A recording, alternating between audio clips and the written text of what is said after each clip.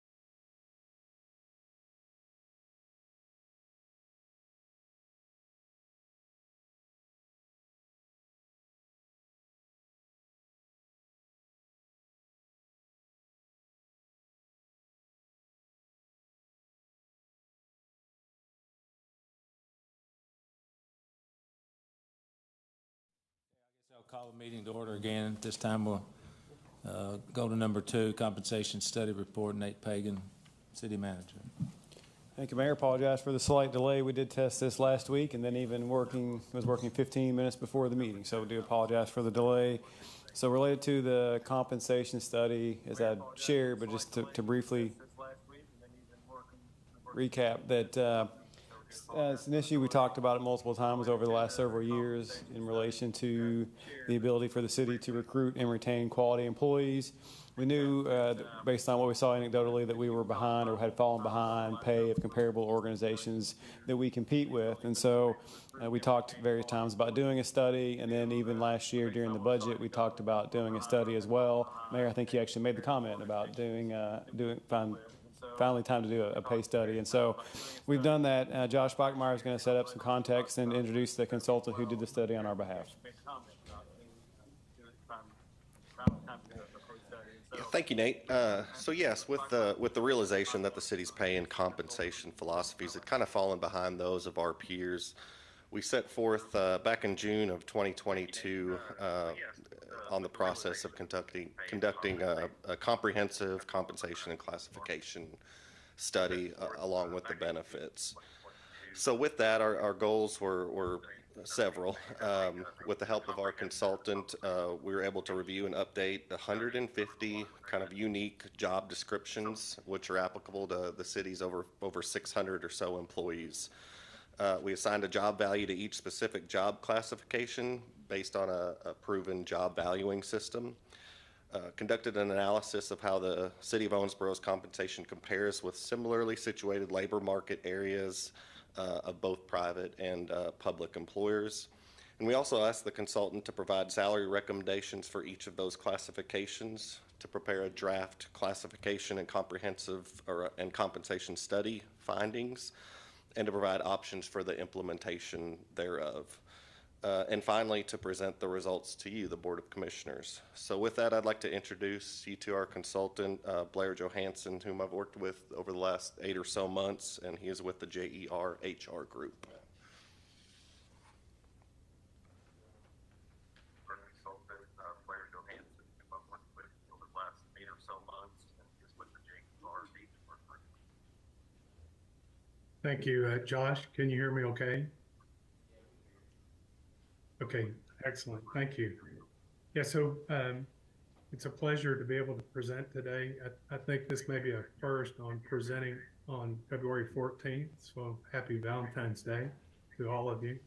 And before I go into the study, I also want to mention that this picture of the riverfront on the first slide is an amazing picture, and just want to compliment the city for a really neat riverfront. The classification compensation benefits study, want to just give you a high-level overview. From a project objective standpoint, when we're working with a compensation system, I think I'm getting some feedback. Project objective standpoint. Okay, just a second. I think I'm getting some feedback. Right. All right. Just a second, let me get back into it.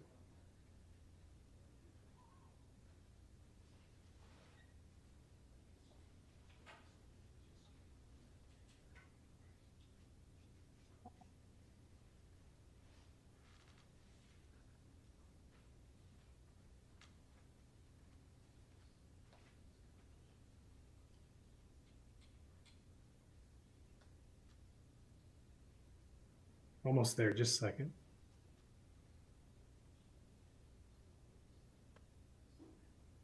Okay, so are you able to hear me now, okay? Okay, excellent.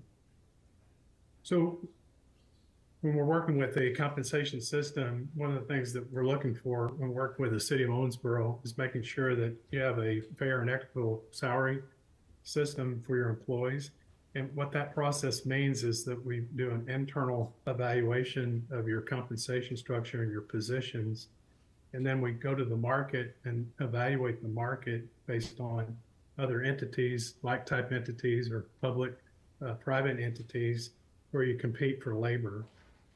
And then also we're wanting to check your benefits. So we're looking at your total rewards package to make sure that you have a overall package that's competitive based on salaries and benefits. And then that third bullet is to make sure that when you have a compensation and benefits plan, that it's aligned and supports the city goals. From a project objective standpoint, it's really important that as we evaluate competitive pay for employees, that we want a sustainable process in place from being responsible from a financial perspective and making sure that we're paying employees competitively, but we're also making sure that from a budgeting standpoint that it's affordable and sustainable. That next bullet is to say that we want to make sure that as the city changes and positions change, we want a compensation management system that is able to be flexible and keep up with those changes. And probably the most important thing is the ability to attract talent and retain talent. And we've seen quite a bit of movement in the marketplace across the country when it comes to higher wages and employees wanting to seek other positions that pay better than their current pay. And so it's important for every organization to make sure that they have a current compensation system that is able to attract talent and retain. When we're working with the overall classification and comp structure, we have three phases. The first phase is on an internal perspective. It's looking at the job descriptions and evaluating the jobs based on a job rating system that we have had in place for quite a few years when we're working with both public and private entities. For the city of Owensboro, it was 111 position descriptions that were uploaded into the DB compensation software format. We had 100 of the 111 where we evaluated it against the 15 compensable factors. And while we're going through that process, we're working with the leadership team to make sure that we don't have any outliers where we've overstated or understated a position. The 15 factors that we're utilizing are noted on this slide. Knowledge and skill requirements with 6 factors. Responsibilities, we're looking at supervision, funds, equipment, and property, responsibility for accuracy and accountability. And then your internal, external communications. What type of communications do you have with the public? What's the nature of that communication and the importance? And internally, where do I communicate and how do I communicate with my coworkers to get the job done? And the last 3 are efforts: machine and computer operations, working conditions, and physical demands. After we complete phase 1, then we went into phase 2, where we go external on the market pay and benefits study. And this is where we're comparing with other entities where you compete for labor. And it's a mixture of cities as well as other entities in the Owensboro market and published sources like the Department of Labor and SIRE.com Comp Analyst, where we pick up some additional private sector data. In this particular study, we had 101 jobs that we were benchmarking for the study. Also, the study included benefits, major benefits, and other compensation. For phase 2, the variance based on your actual pay, current pay, compared to the market pay, based on the other entities that we studied, the city's current employee pay is 6.43% behind on a mean basis and 5.60% on a median basis. And we use that information as a way to say, now how do we want to compete in the marketplace? We want to be able to make up those differences in building a pay structure that allows you to be competitive on the pay structure as well as the employee's pay. Phase 3 is where we bring it all together. We bring in all the internal evaluation, employee information into our compensation management system database, representing a little less than 400 full-time employees. And when we provide that information, we do so in a draft format so that the city leadership team is able to review both the pay and benefit study, that creates some recommendations as well as clarify anything we may have missed as part of the draft study. And then now today we're presenting the overview to the Board of Commissioners. On the next couple slides provides the exempt, non-exempt, the non-full-time, non-exempt employees proposed pay structure for 2023 and the grade range structures that are noted on this slide. And then the next slide picks up the fire department proposed pay structure, which is on a step plan, step 1 through step 25. And then for the recommendations for the overall compensation and benefits study, recommendations would be to adopt the 2023 proposed pay grade structure, pay grade and range structures. As part of this process, we migrate the employee's current pay to the new pay plan step schedule to determine where they fall within the new step plan schedule. And then we're asking for 2 additional funding steps, one step increase for the market adjustment to make up some of the 6% that we're behind market, and then a 1-step increase for employee pay compression and employee retention. Typically, when you adopt a new structure and you're moving that structure upward, then it tends to create some compression between new employees or newly hired employees that haven't been with the city for very long and employees that have been with the city for a while, and wanting to make sure that we address the pay compression with a 1-step increase. And then the last bullet is to fund a COLA for your next budget cycle, the 23-24 budget cycle, representing recommendations for the pay plan. And then the last slide here is looking at the benefit study and recognizing that your current benefits that you provide to the employees are comprehensive, but we did recognize that there's a couple exceptions, not significant exceptions, but a couple exceptions where you can address being competitive with the market based on your upcoming benefit renewals. So an opportunity to take a few items that can be taken care of in the next benefit review and what you offer the employees. So that represents the presentation. We'd be happy to answer some questions. Anybody have any questions? Commissioner Glenn? I just have a quick one. So we put this in place, and then is the plan to revise it and update it every year? That may be a better city manager question. I apologize for putting you in. City manager? So, Thank you, Mayor. And then Josh can comment as well. But I think it would be a scenario, I don't think we would anticipate updating the study every year, but at every 3, 4, or 5 year range, just to make sure we stay market competitive. So this study really gets us to market to a large degree. As Josh, I think, has shared with me, then that really makes it important every year we give a market rate cost of living adjustment to stay there. So if we get to a point where we're giving smaller COLAs every year like we've done in the past to some degree, that's how we could fall behind potentially in the future. So we would anticipate giving market rate COLAs in the future, and then probably touching base every few years just to make sure we're remaining competitive. So on not an annual basis, but a periodic basis. 4 to 5. Okay. Thank you, gentlemen. Was our retirement plan involved in this procedure?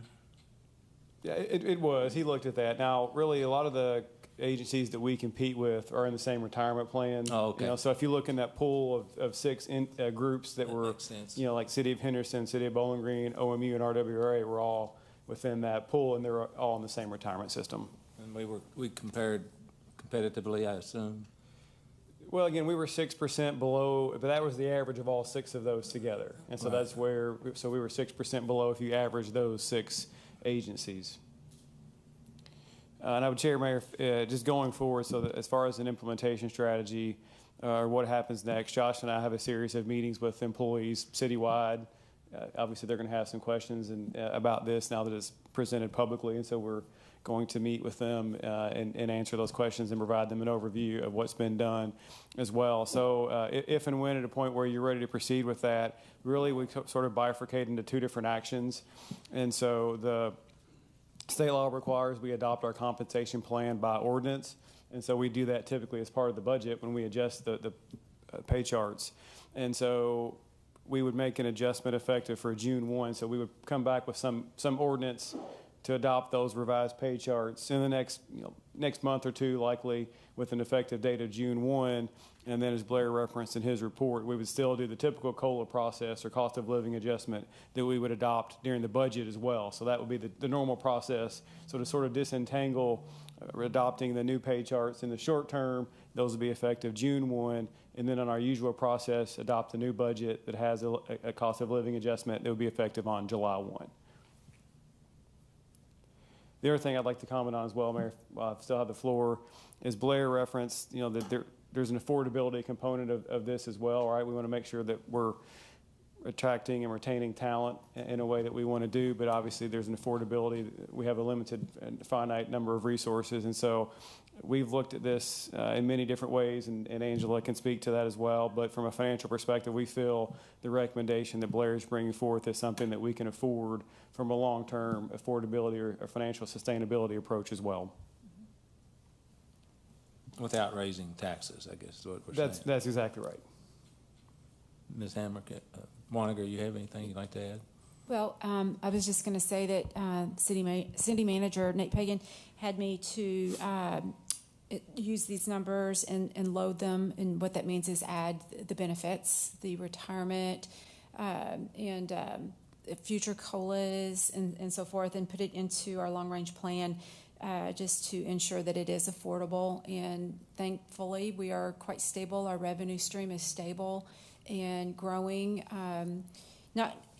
It's growing, keeping up. And then the transient room tax also has been a benefit. And so we've got a lot of things working in our favor, 2 bond issues that have matured.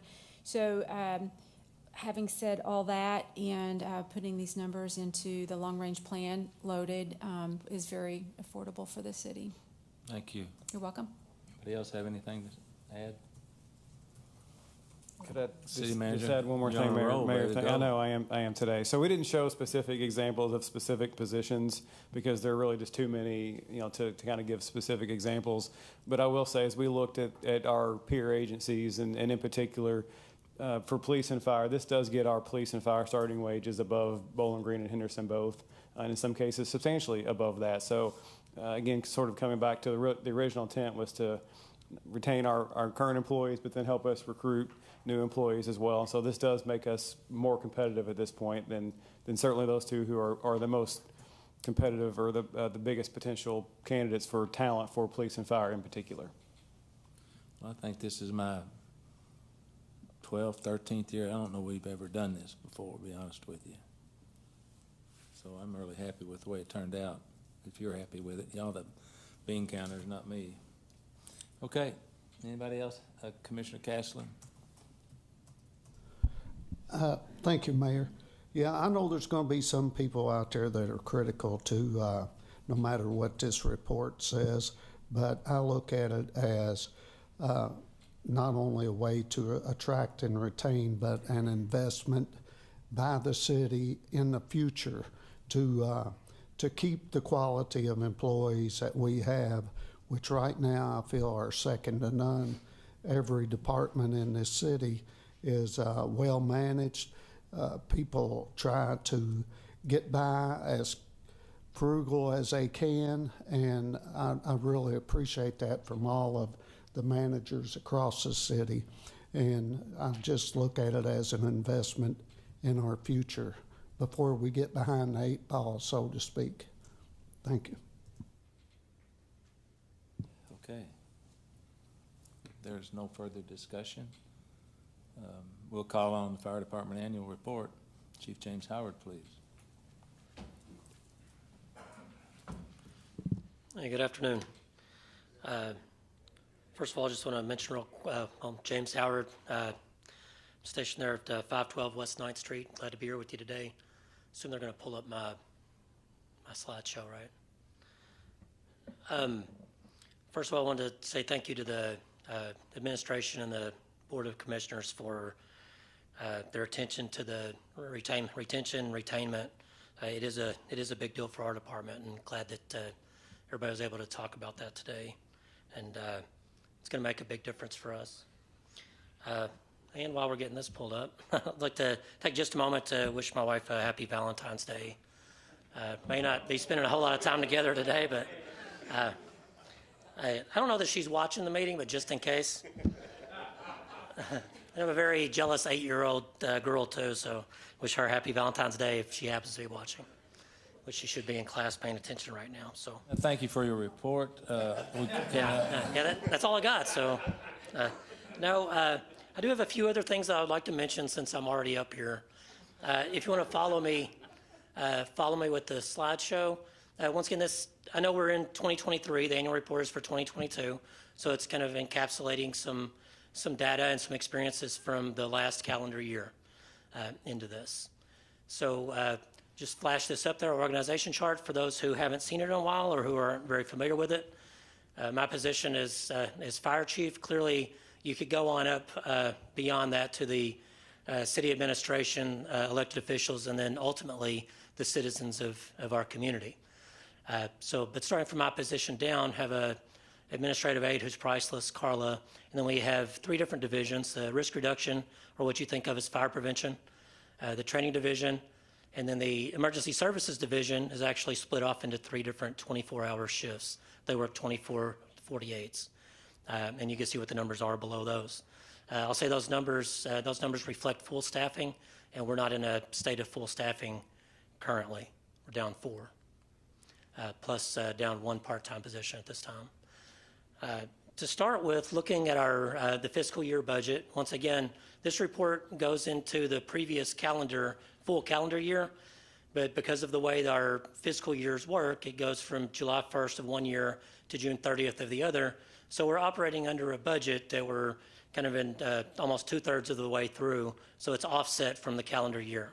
But just to review some of those numbers for the budget, you can see the personnel budget up there is just short of $12 million. That is up a little over 11% from the previous year. The training budget, $122,000, a little over. That's up over 11% from the previous year. Maintenance isn't changed that much, 3.8, so it doesn't even keep up with inflation from one year to the next on that for those 2 budget years.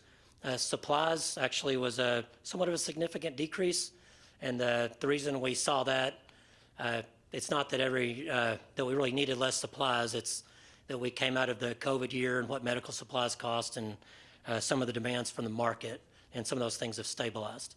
So we're down 14% on supplies costs from the previous fiscal year. Moving on to utilities. Utilities are actually down. Some of that has to do with the utilities having been budgeted before, and some of the experiences kind of zeroing in on what those costs are, so making sure we're budgeting rather than over budgeting for some utility costs. The capital, that's up 5.2%, and that includes our capital equipment and replacement plan for the fire department. And then other, which has a lot of different things in other.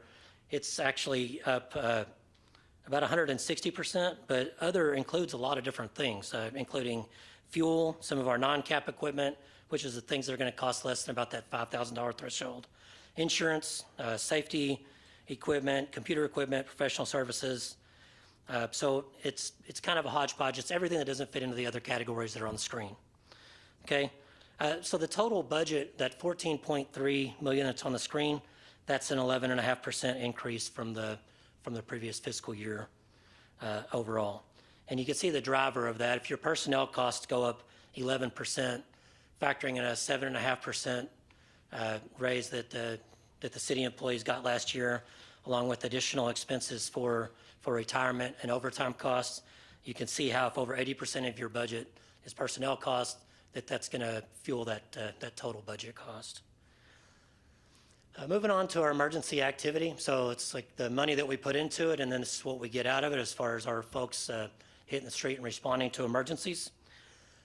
Fires, we have 300 fires of all classifications, and that's actually pretty normal for us. It was 295 the year before, so it's a negligible increase of 1.7%.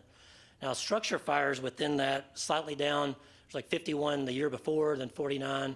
So that's pretty normal. Some kind of structure fire where there's going to be some kind of damage to a home and we have to go in and put it out, where the homeowner hasn't put the fire out themselves before we get there. So on average, that happens about once a week.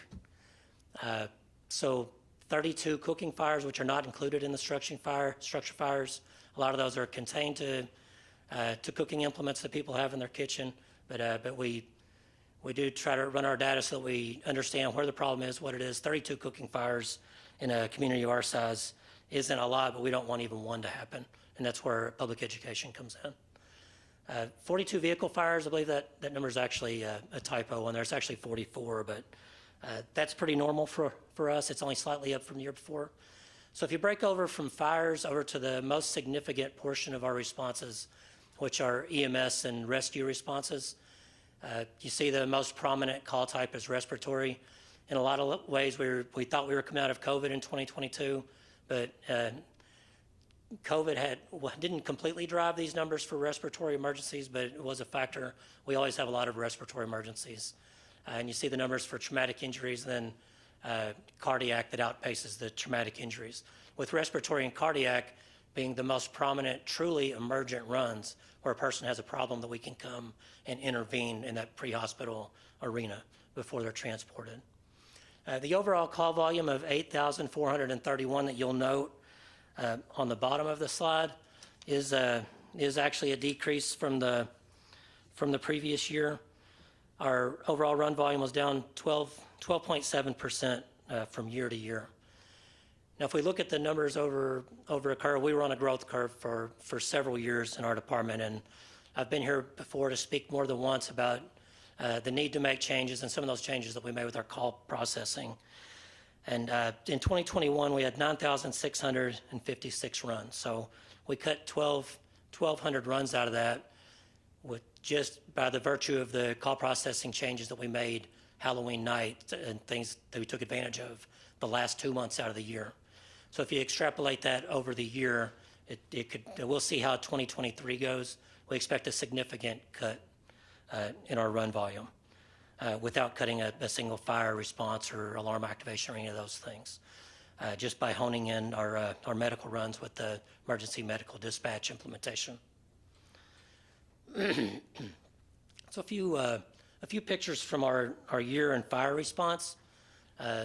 Obviously, we don't want any of these fires to happen, but we do live in a community with over 60,000 people and a lot more people here during the day. So as you see, most of these do happen at night. It's just the way it goes. But the first picture, upper left-hand side, unfortunate incident early in the year, January 8th of last year.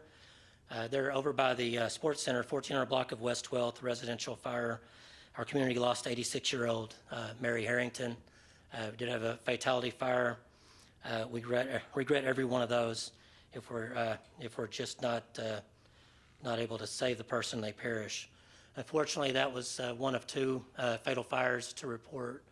The picture just to the right of that is 600 block of Walnut Street. It's actually a building behind the home where 68-year-old Michael Jennings was located and was deceased March 6th of 2022. Continuing through with the other significant fires, although not as significant because they don't involve the loss of life. Upper right-hand side, you'll see a fire. That's not Owensboro, it's downtown Greenville.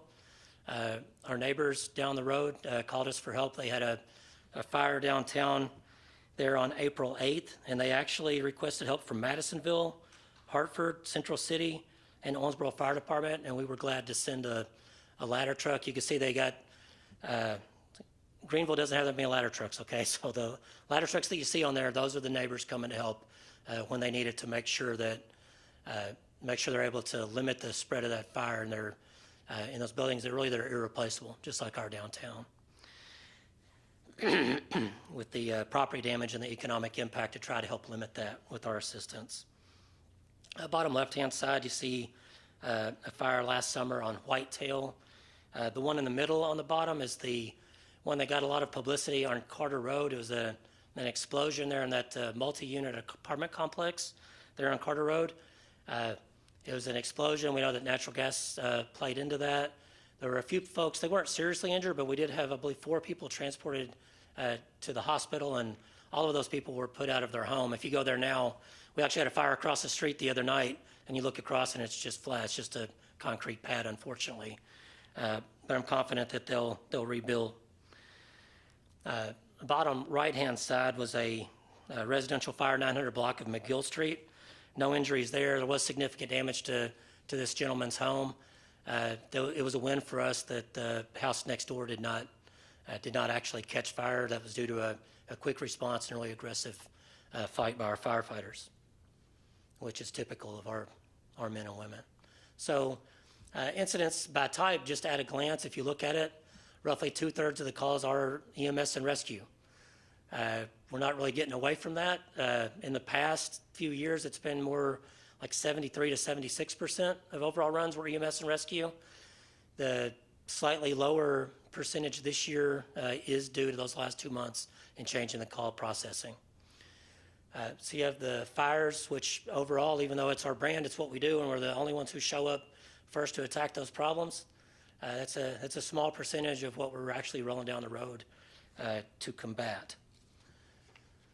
You see the 10% for false alarms. We don't like false alarms. We work to manage those, but they are a reality. Once again, that takes up about 10% of our overall run volume. 20%, so about 1 in 5 of our runs are other. It's kind of like other in the budget. It's like, okay, what all is included in that? You throw a lot of things into that. That 20% is going to include a lot of things such as gas leaks, carbon monoxide, power lines down, service calls, your dispatched and canceled en route calls, and things of that nature. So it has quite a few things included in that 20%. So that's all of that's been the kind of discussion of our emergency side. So the non-emergent side is actually a big part of our fire department as well.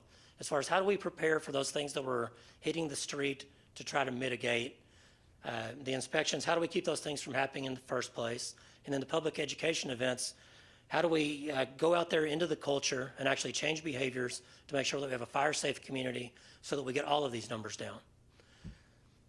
So just a few examples. I'll show you some pictures of some unfortunate events that occurred that impacted life and property on a previous slide. Here's some ones that are more likely that we can be proud of and put a smile on our face. On the upper left-hand side, you'll see Fire Marshal Steve Leonard there in the background out there with the folks from 5 talking to some kids at the YMCA, passing on our message.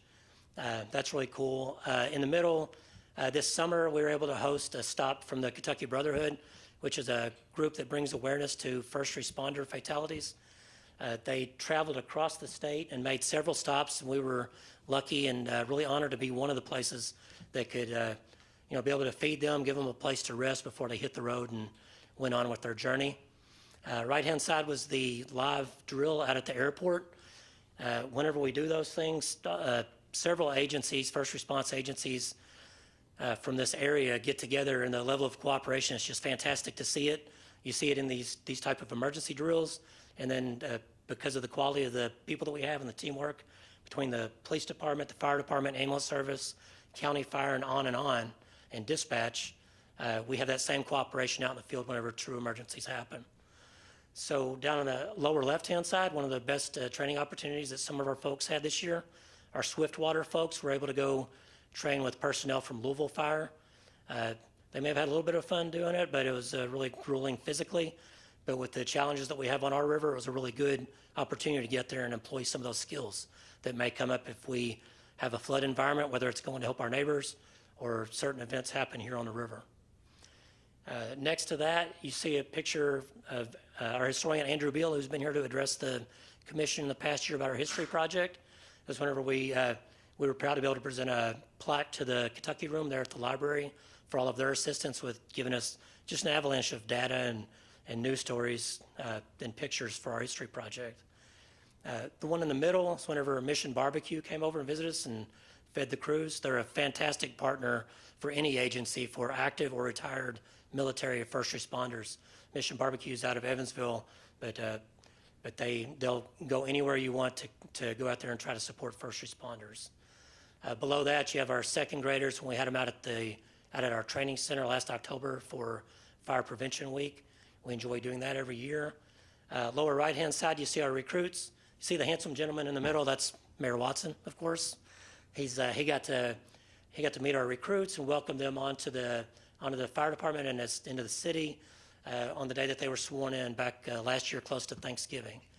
So anyway, those are some of the highlights and things that we're glad to be able to report.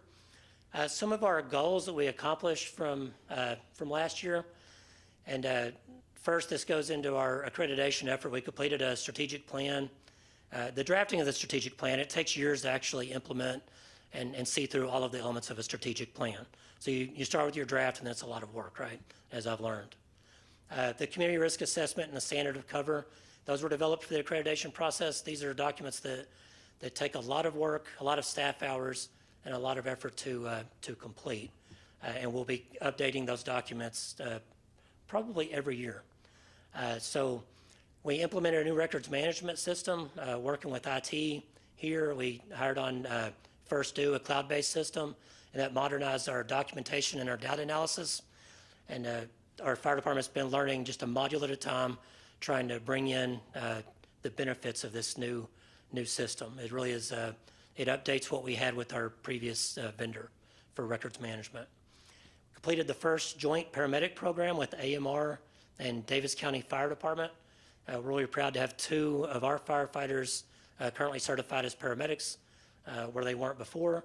And as you know from the approving the grant application at the previous meeting, you know that we hope to repeat that program again starting this fall with the same partners. We enhanced our water rescue capability with additional training and equipment.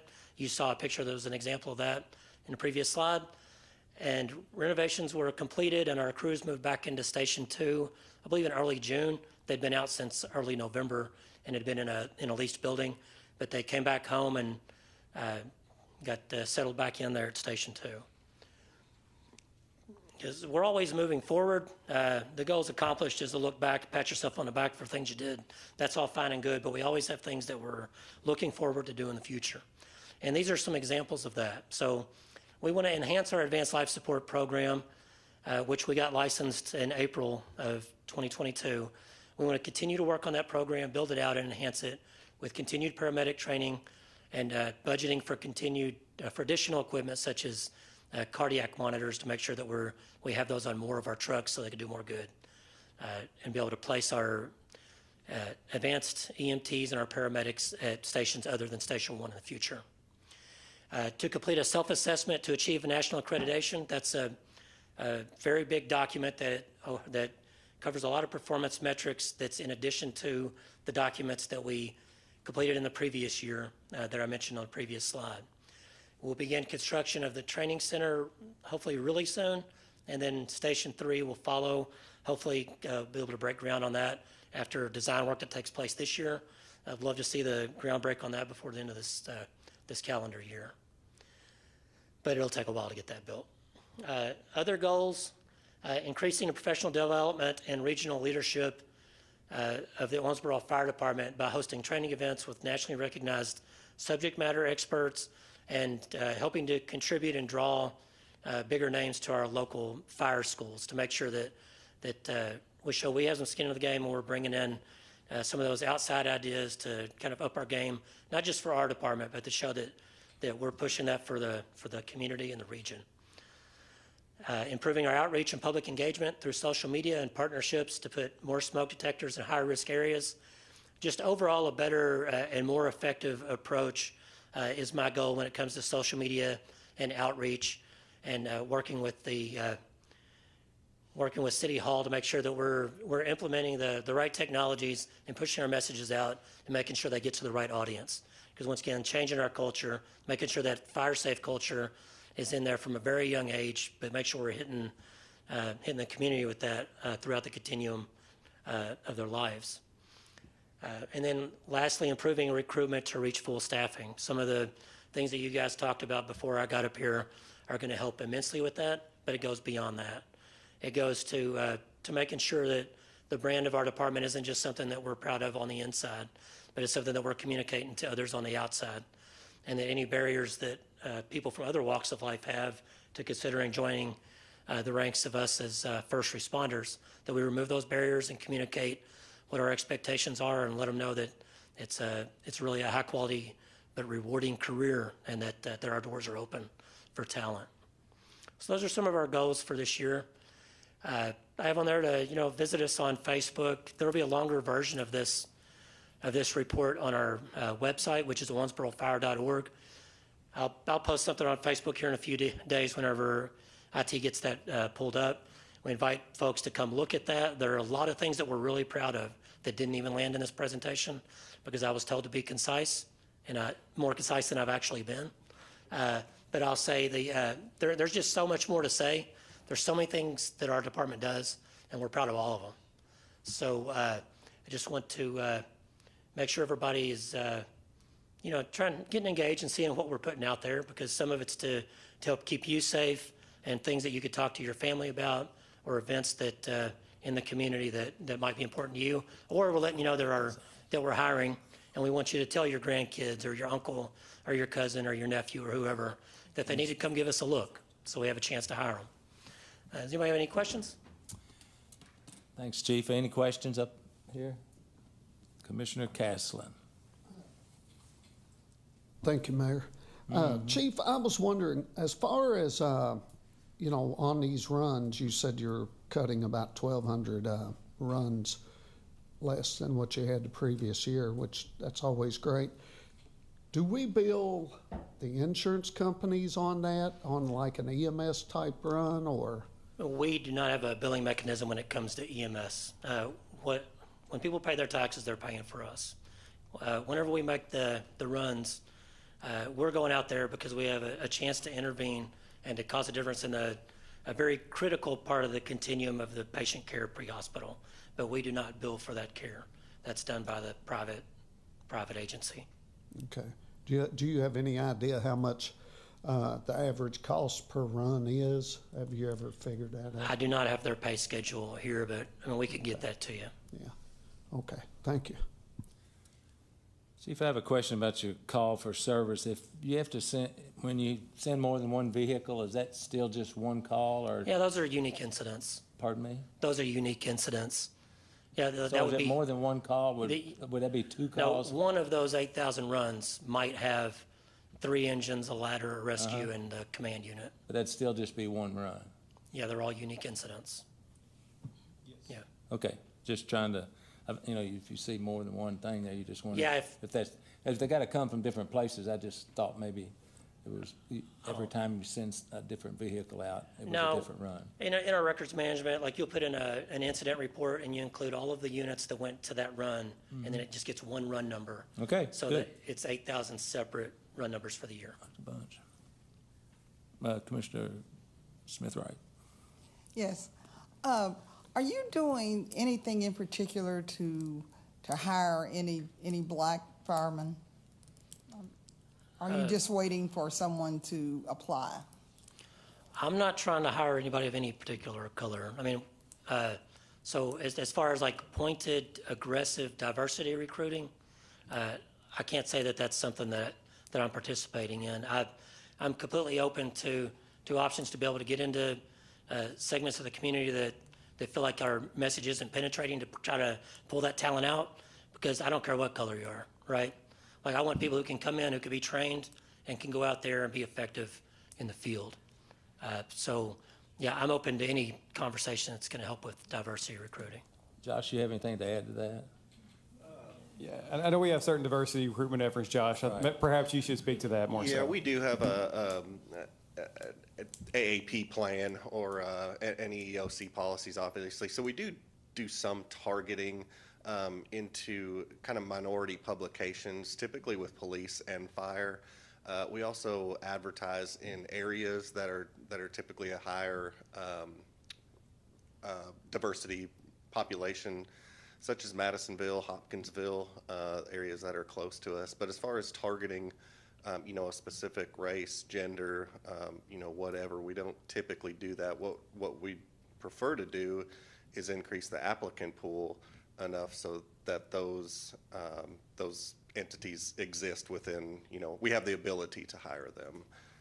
Maybe I stated that wrong. I wasn't saying that you target, but at one point we used to have more blacks on the fire department. And it always seems that it's so hard somehow for blacks to make it on the fire department. And I don't know why that is, but it's known throughout the community that, you know, like, I think everybody on our fire department is white now, right? There's no black people on the fire department. And, you know, I just think that to have a whole city, our city needs to look like the people who live in it. And that's just a statement. Yeah, I think Chief and I would both agree with that. You know, as far as the, you know, there's nothing special about the testing. All of our testing, you know, abides by EEO guidelines. The cutoff levels have been studied to make sure that, you know, folks of diversity are able to pass those tests, you know, as long as they can still fulfill the functions of the job. We do have, you know, relatively speaking, a pretty low percentage of, you know, diversity within our community, and even lower, obviously, within some of our departments. But that's something that we do monitor, and like I said, not necessarily try to target, but at the end of the day, we'd like to have those people included in our pool of candidates. Thank you. It's any consolation, Commissioner, my grandson didn't make the cut, so there's, you know, I don't think there's anything to be said about that. Well, I wasn't saying that. Yeah, and I wasn't trying to be flippant about it. It's just, No, I didn't. yeah, we treat everyone fairly in the process. We want the best talent. Okay. Anything else? Okay, thanks, Chief. Thanks, Josh. Thank you. Item 4, Jack C. Fisher Park Complex Update, Bryson Morrow, Recreation Facility Manager, to the podium. Good afternoon. My name is Bryson Morrow. I'm the Recreation Facility Manager at Kentucky Legend Fields at Jack C. Fisher Park, and I'm here to provide you an update on the facility. Over the last year, we've been working with Wonder Boy Media to provide marketing materials for our facility. So I'll just open up by giving you a glimpse of what we've been working on to boast what I believe to be one of the better parks in the state of Kentucky.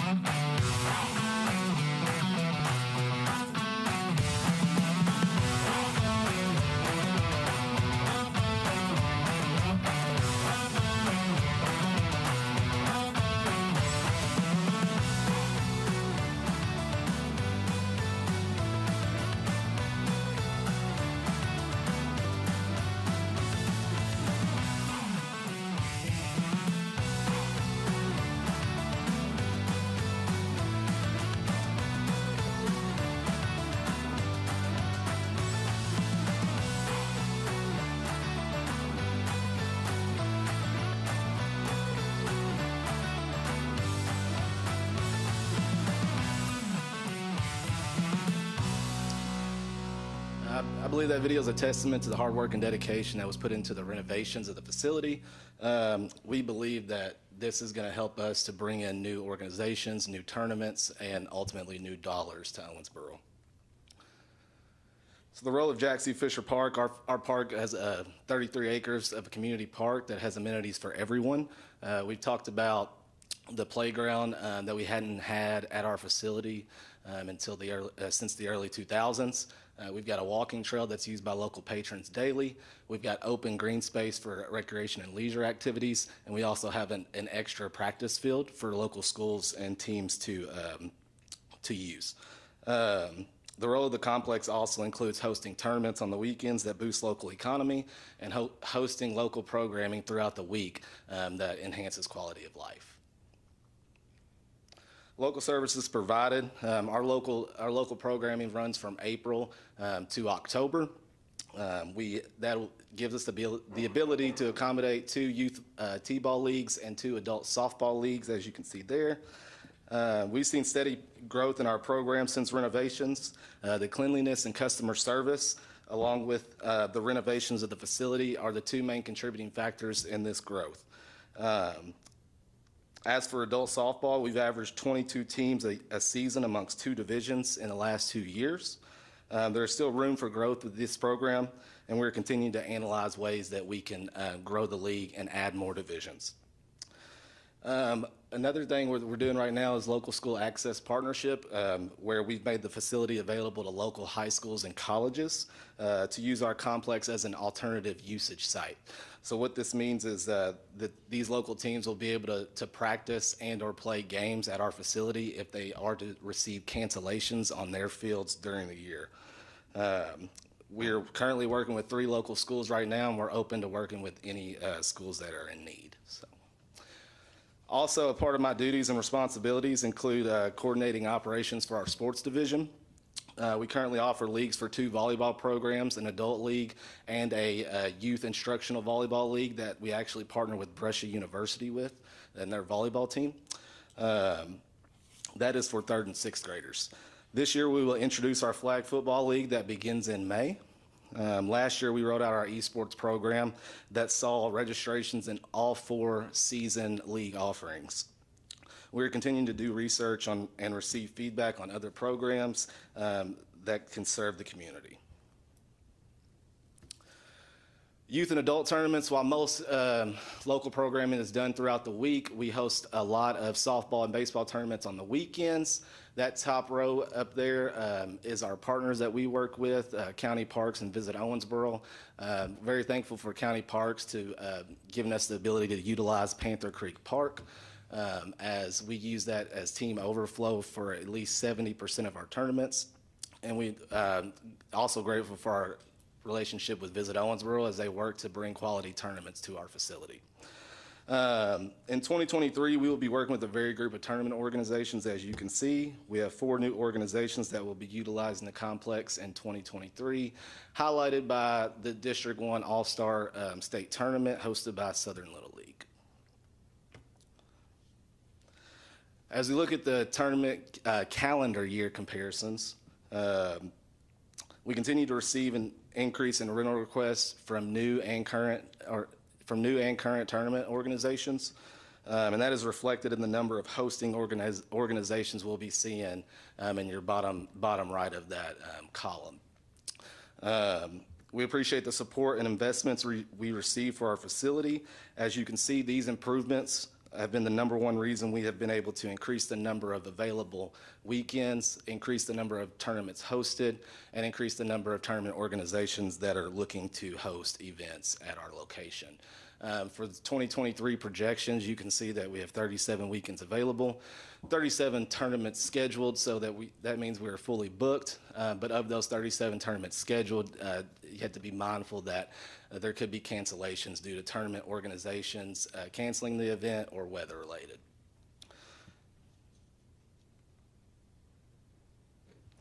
Economic impact, the numbers from 2021 and 2022. These increases year over year in relation to direct impact, attendance, and total teams only consist of weekend tournaments at Kentucky Legend Fields. So this does not take into account the number of teams in the team overflow that play at Panther Creek.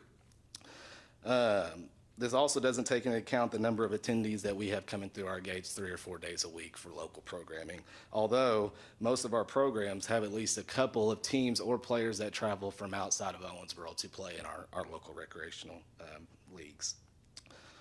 There's still room for improvement with economic impact as far as our facility. We're currently seeing an average of 22.6 teams per weekend for weekend tournaments. We have room to grow that at our facility. With the work of myself, Visit Owensboro County Parks, and tournament directors, we're going to look to reach a goal of 25 teams per tournament weekend this year. Continued improvements. We continue to receive your all support on ways that we can make our facility better. I'd like to thank you all for the support on the light project, as that is essential for our operations. The new LED lights are expected to be completed by late April. For the batting cages, they will also be completed around the same time, and I want to give a big thanks to our Public Works guys for leading this project and carrying it out. The batting cages will not only give more tournament teams a practice resource, but it also enhances services for local teams and players. We're continuing to look at ways to extend the life of the synthetic turf fields as we think about protection of investments. We're looking at ways that we can evaluate how to keep debris and trash from entering the field, while also working with our synthetic turf professionals to ensure that we are extending the longevity of the product. Concessions will also be getting a minor upgrade this year. We'll be adding some hot food items to the menu that we have not had in recent years. And that we'll just continue to do that as we look to enhance the customer and player experience. So in closing, future outlook, one of our two main goals is to increase participation in recreational programs and leagues. We have increased our efforts in marketing and continue to receive feedback from the community on what it is that they want to see be offered. Our marketing efforts and how well our current programs run will be the two key factors in reaching that goal.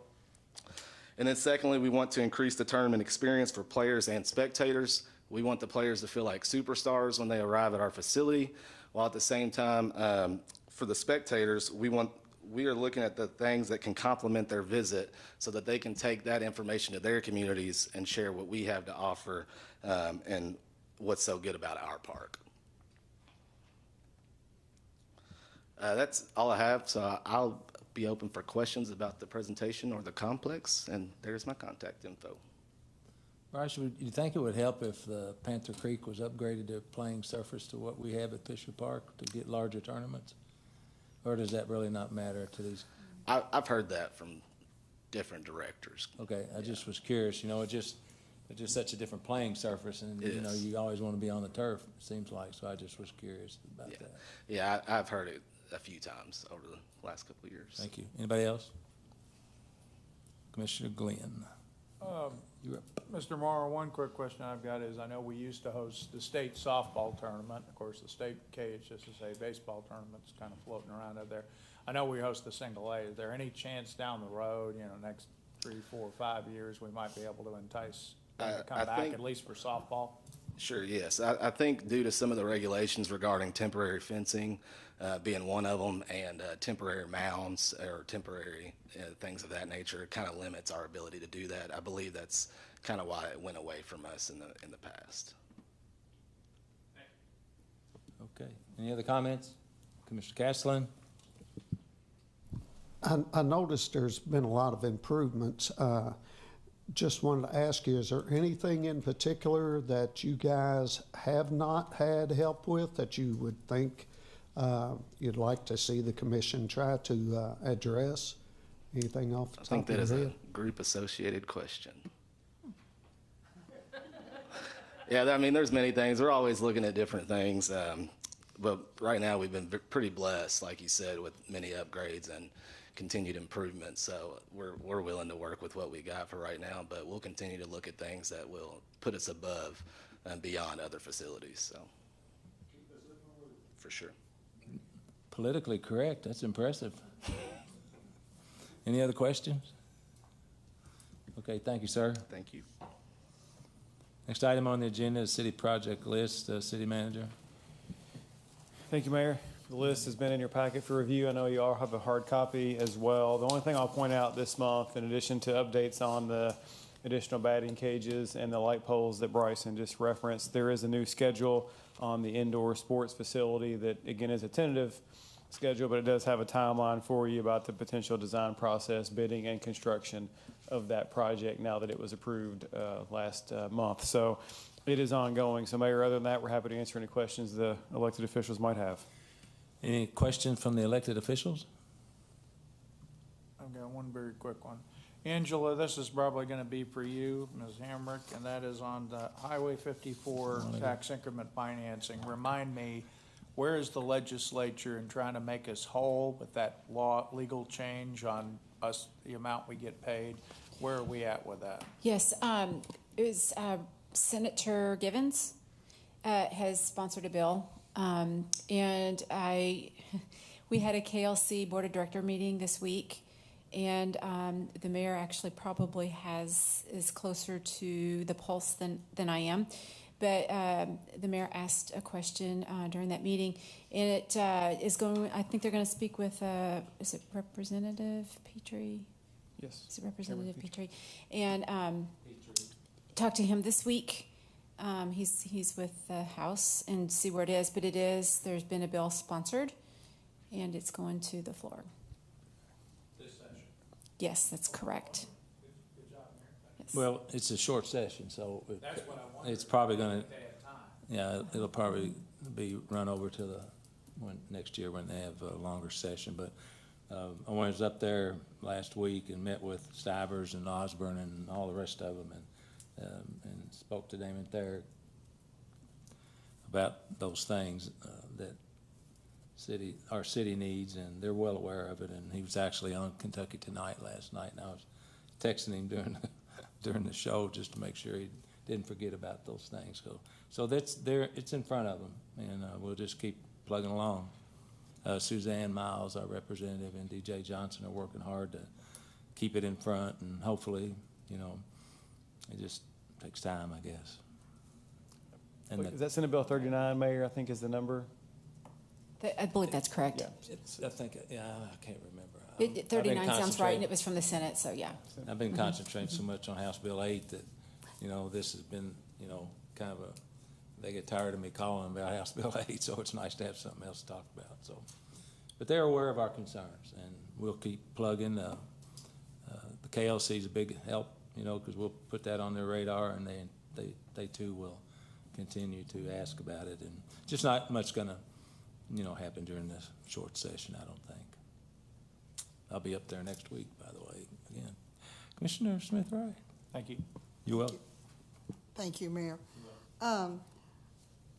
There was some paving. I had a resident to call me about paving on St. Anne that has recently, I think, been completed, and she lives right on the corner of St. Anne and one of those streets, right where they were doing the paving. But she said it's like they're finished now, and she's got all these holes and stuff right around her house, and she was just wondering if you were coming back to that section or what.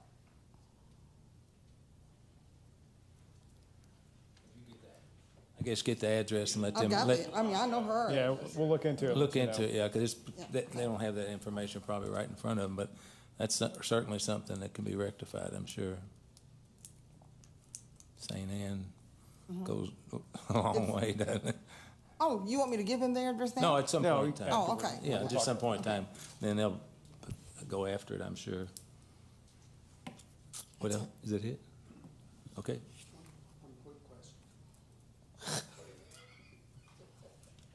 Yes, sir, Commissioner Castleton. Thank you, Mayor. Yeah. Hey, on the indoor sports facility, has there been any talk at all about pickleball courts, or at least a court being in? Well, I think we have talked about really a whole litany of sports that would be available. So I don't know that there would be permanent pickleball infrastructure in place, because it would then prohibit potential basketball or volleyball, other sports. So the idea is to accommodate as many sports as possible. That is on the list of things that would be potentially included in the project. So yes, we have discussed that specifically. And when the Brio project gets completed, they'll have some outdoor seating with some retail, and there will be pickleball courts there downtown. So I even got a request for cricket now. Yeah. So, and that's great that we have a community who wants to be outside. So cricket could be an interesting scenario. Okay. Anything else to come before this body? Hearing none, I'll entertain a motion to adjourn. Could I have a second, please? All in favor indicate by saying aye. We're out of here.